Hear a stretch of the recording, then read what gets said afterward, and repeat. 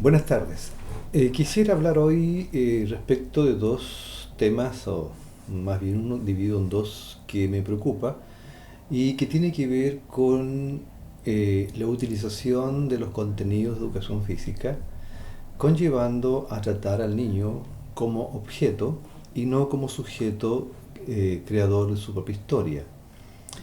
El niño es tratado como objeto cuando se le indica que reproduzca movimientos que fueron creados por otras personas y impidiéndole crear los propios.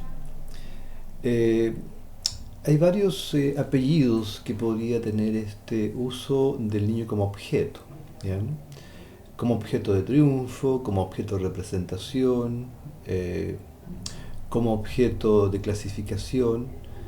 Es decir, generalmente estamos aplicando sobre él tres principios tradicionales del proceso educativo escolar y que inhiben o frenan el desarrollo de la persona libre creadora.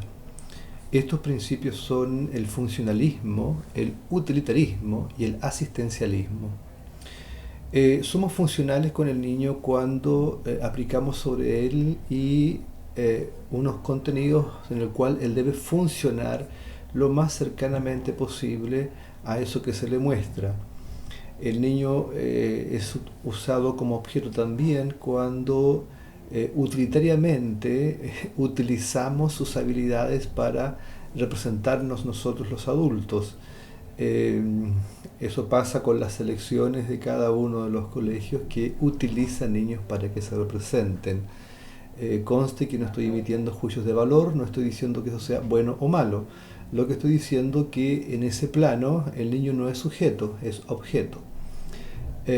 Ahora puede ser discutible también si el ser objeto de algo es ser, digamos, bueno o malo, porque al final cada ser humano tiene el derecho y tal vez el deber de evaluar sus propios aprendizajes.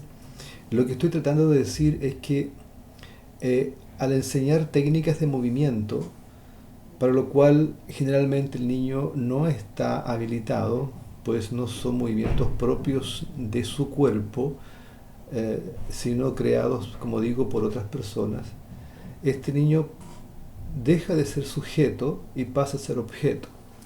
Y ya sabemos tal vez que la gran diferencia entre ser objeto y ser sujeto es que el objeto siempre está limitado a la imitación de otras personas que no son el mismo o de situaciones que impiden la autonomía y el desarrollo de la autoestima en las personas. En cambio, ser sujeto me permite poder crear mis propias posibilidades de pensamiento y de acción.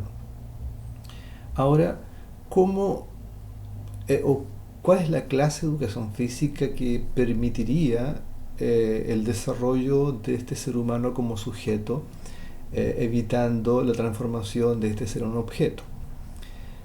Bueno, lo primero es que no deben existir actividades reproductoras de movimiento.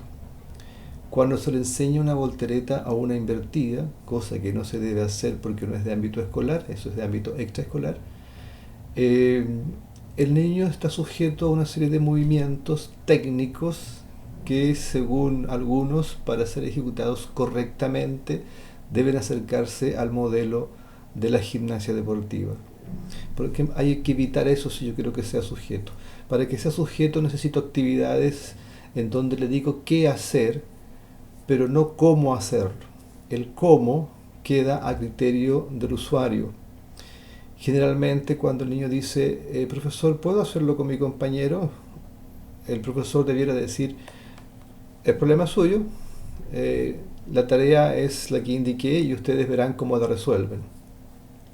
Esto es muy importante, puesto que desde las discusiones ya iniciadas en los años 60 por Paulo Freire, él se refería a una pedagogía del oprimido.